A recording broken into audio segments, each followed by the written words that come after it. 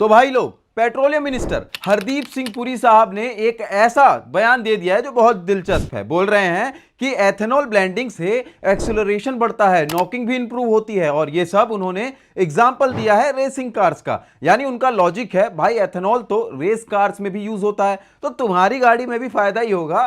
अब यहीं पे रुक के सोचो, रेसिंग कार कहां चलती है? एक smooth flat perfect racing track पे।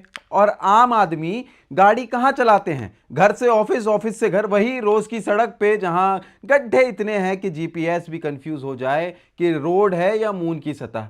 भाई एक तो गाड़ी की माइलेज खुद मान रहे हैं मिनिस्टर कि ड्रॉप हो रही है। यह कोई छोटी बात नहीं है, यह सीधा आपकी जेब पे असर है। पेट्रोल पहले ही महंगा था, ऊपर से माइलेज भी कम, यानी डबल मार, वो भी आम आदमी पे। और सबसे बड़ी बात, स्पीड लिमिट का क्या हुआ? भारत में हाईवे पे भी ठीक से स्पीड लिमिट के बोर्ड नहीं मिलते, और मिनिस्टर साहब कह रहे हैं कि एक्सेलरेशन बढ़ेगा गाड़ी का, और अगर कहीं मिल भी जाए वो स्पीड वाले रोड तो चालान काटने वाला कैमरा उससे पहले लग जाता है। तो भाई एक्सेलरेशन बढ़ाने का फायदा किसको है? जो लोग ट्रैफिक जाम में फंसे रहते हैं दिल्ली मुंबई में, उनको एक्सेलरेशन से क्या लेना देना? अब बात करते हैं इंश्योरेंस वाली। मिनिस्टर साहब ने कहा कि इंश्योरेंस कंपनियों ने क्लियर कर दिया है कि कोई इशू नहीं है। पर सवाल यह है, इतनी सफाई देने की जरूरत ही क्यों पड़ी अगर शुरू से ही सब कुछ ट्रांसपेरेंट था? और साहब ने एक लाइन और बोली, कौन झूठा नैरेटिव फैला रहा है, मैं आरोप नहीं लगाऊंगा। भाई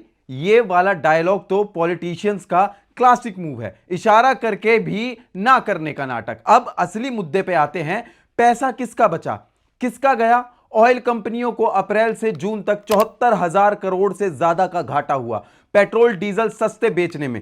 क्रूड ऑयल के दाम बढ़ने की वजह से यह पैसा कहां से आएगा? भाई सीधा साधा इस पे जो है जवाब है कि आम आदमी की जेब से। पुरी साहब यह भी कह रहे हैं कि दाम कम होने की उम्मीद अभी सिर्फ हाइपोथेटिकल है, 2-3 महीने देखेंगे, मतलब अभी राहत की कोई गारंटी नहीं है, बस देखते हैं वाला जवाब। अब सरकार का दावा है कि E20 प्रोग्राम से किसानों को 1.5 लाख करोड़ से ज्यादा मिलेंगे, फॉरेन एक्सचेंज में 1.25 लाख करोड़ की बचत हुई, और क्रूड ऑयल इंपोर्ट भी कम हुआ। ये आंकड़े अच्छे लगते हैं, पर सवाल फिर भी आता है, फायदा टॉप लेवल पे दिख रहा है, पर आम आदमी की गाड़ी की माइलेज कम हो रही है, गाड़ी खराब हो रही है, इंजन में दिक्कत की शिकायतें आ रही हैं, तो ग्राउंड लेवल पे राहत कहां है? तो भाई अगली बार जब कोई नेता बोले कि नई पॉलिसी से एक्सेलरेशन बढ़ेगा, तो उससे जरूर पूछ लेना, भाई रेसिंग ट्रैक पे बढ़ेगा या दिल्ली के जाम में? कमेंट में बताओ आपकी गाड़ी की माइलेज E20 के बाद कम हुई क्या?